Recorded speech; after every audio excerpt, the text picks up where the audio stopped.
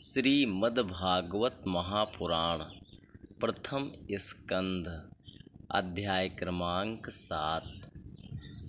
अथ सप्तमोऽध्यायः। अश्वत्थामा द्वारा द्रौपदी के पुत्रों का मारा जाना और अर्जुन के द्वारा अश्वत्थामा का मान मर्दन। शौनक उवाच। निर्गते नारदे सूत भगवान् बादरायणः श्रुतवांस्तदभिप्रेतं ततः किं करोद विभुः। सूत उवाच। ब्रह्मणतां सरस्वत्यामाश्रमः पश्चिमे तटे सम्याप्रास इति प्रोक्त ऋषीणां सत्रवर्धनः। तस्मिन् स्व आश्रमे व्यासो बदरीशण्डमण्डिते उपस्पृश्य प्रणिदध्यो मनः स्वयं। भक्तियोगेन मनसि सम्यक् प्रणिहिते मले अपश्यत् पुरुषं पूर्वं मायां च तदपाश्रयां।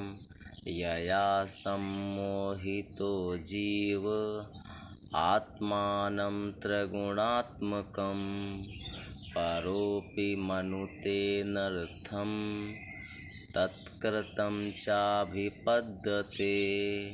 अनर्थोपशमं साक्षाद् भक्तियोगमधोक्षजे। लोकस्याजानतो विद्वांश्चक्रे सात्वत्संहितां यस्यां वै श्रूयमाणायां कृष्णे परम पुरुषे भक्तिरुत्पद्यते पुंसः शोकमोहभयापहा।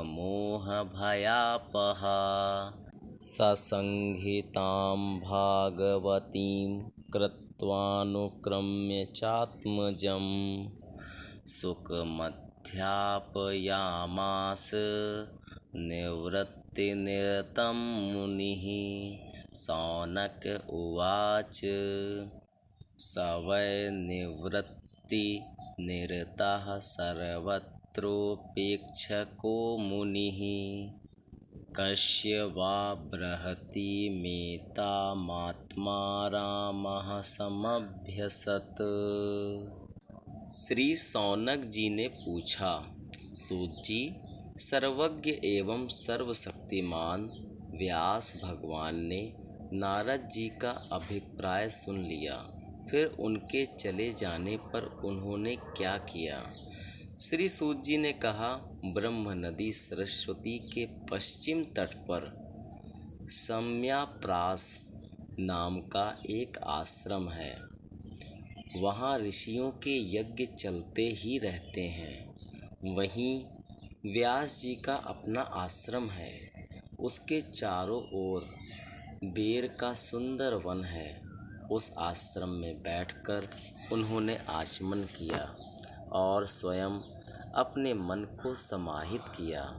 उन्होंने भक्ति योग के द्वारा अपने मन को पूर्णतया एकाग्र और निर्मल करके आदि पुरुष परमात्मा और उनके आश्रय से रहने वाली माया को देखा।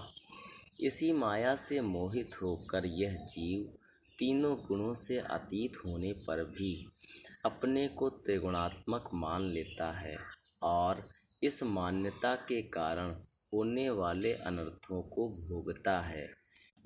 इन अनर्थों की शांति का साक्षात साधन है केवल भगवान का भक्ति योग।